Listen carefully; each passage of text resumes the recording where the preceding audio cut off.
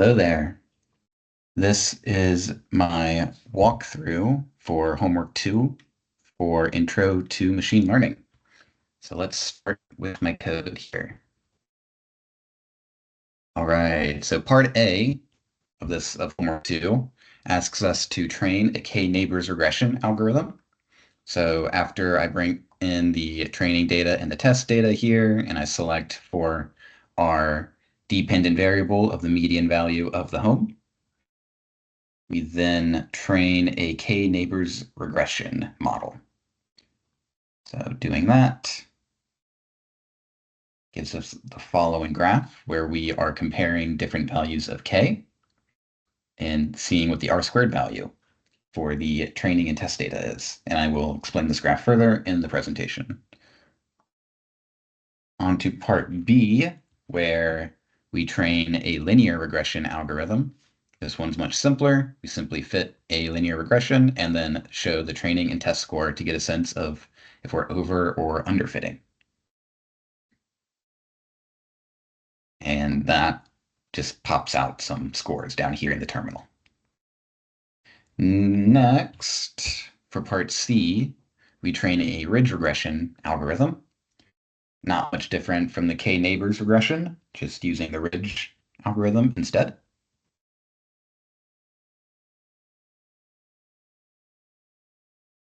Which gives a graph such as this, where we compare different levels of alpha and see what the R-squared score is for the training and test data. And lastly, we have the lasso regression model,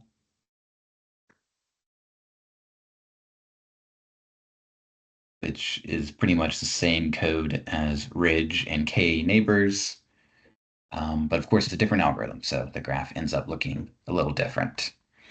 Also, I added the ability to recreate some of the graphs in the textbook that show the difference in model coefficients for the ridge and lasso algorithms.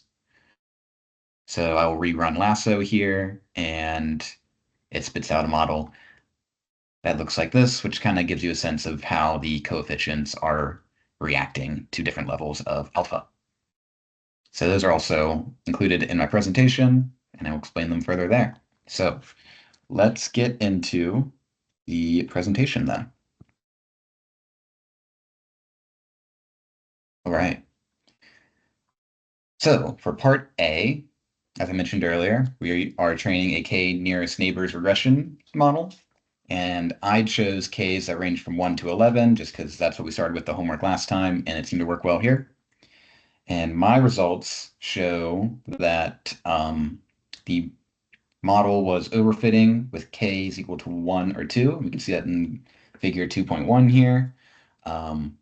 We can see that it's still overfitting to the training data, so it's not able to generalize very well to the test data. It's too picky.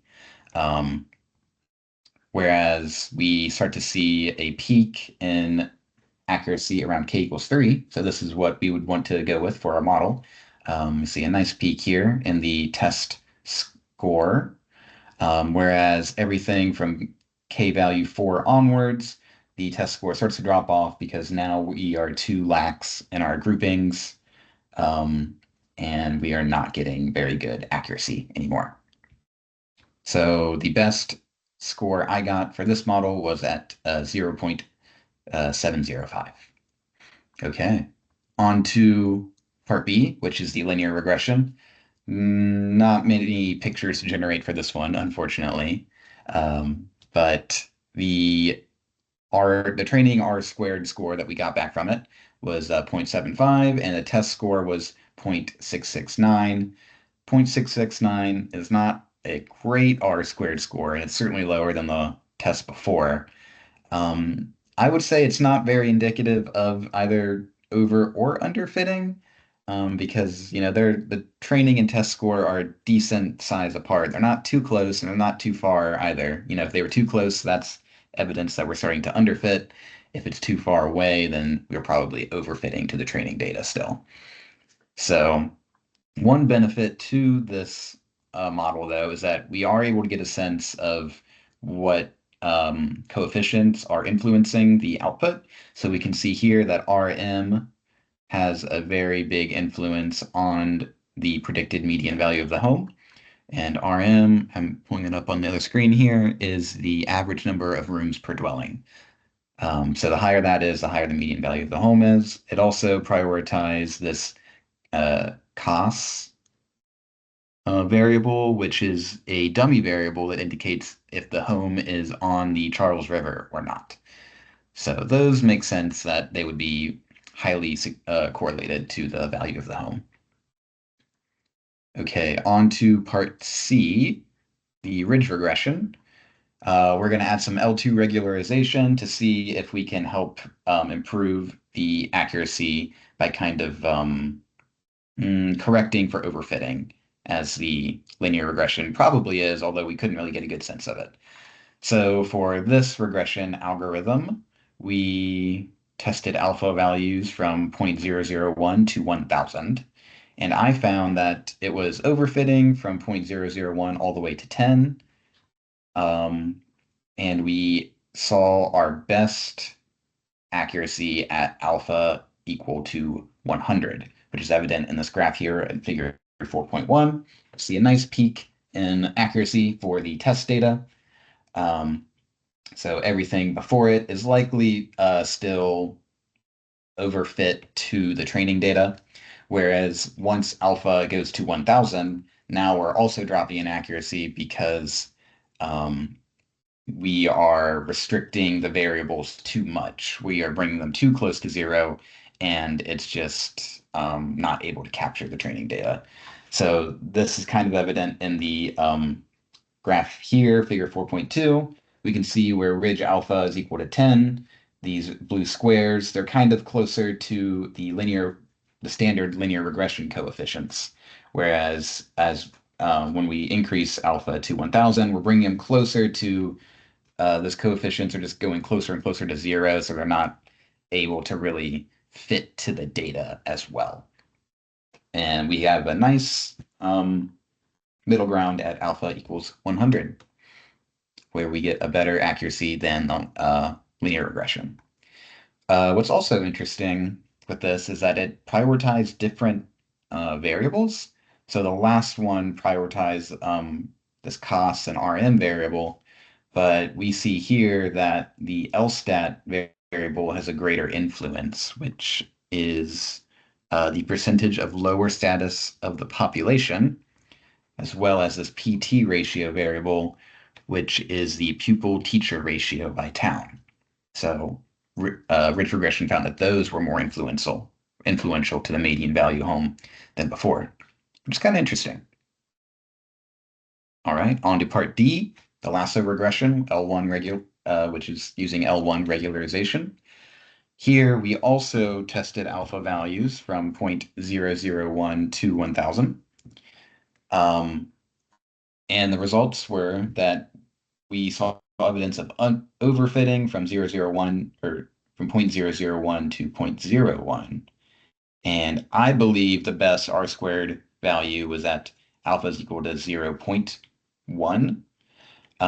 This was where we had a good balance between our test score and our training score. We can see here at alpha equals 1 that the test and training are starting to converge, which is indicative of underfitting. We're starting to drop too many variables in the lasso regression, and our scores are also starting to drop. Whereas from 0.001 to 0.01, we have a pretty large discrepancy between our training and test scores. So that's indicative of overfitting. So I just thought that 0.1 was the best middle ground for lasso. And when we set alpha equal to 0.1, we see that it's only dropping one class. So we had a total of 13, but this one used 12 of those classes. And the class it dropped was this NOx class, which stands for nitric oxide concentration.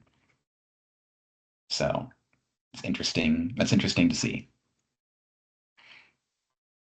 To conclude these results, I think depending on your use case, you have two models you'd want to go for. If your goal is for interpretability, saying like, say if you're working in town or in city hall and you need to figure out what is influencing these homes, you would probably want to go with ridge regression. It had the second best R squared score at 0.68, so it wasn't the most accurate, but it was a good balance between over and underfitting, I believe. And it's also easy to understand the model coefficients. So we could tell what was influencing the return value from that model. Now, if you want to go for accuracy, let's say you're doing some predictive modeling or something, and all you want to know is to try to predict the value of these homes, then the K-neighbors regression algorithm is more so what you would want to go for because it had the highest test R squared score. It was the most accurate. However, you could not really understand how the coefficients were influencing its final data. So that concludes my project for homework 2. Thank you for listening.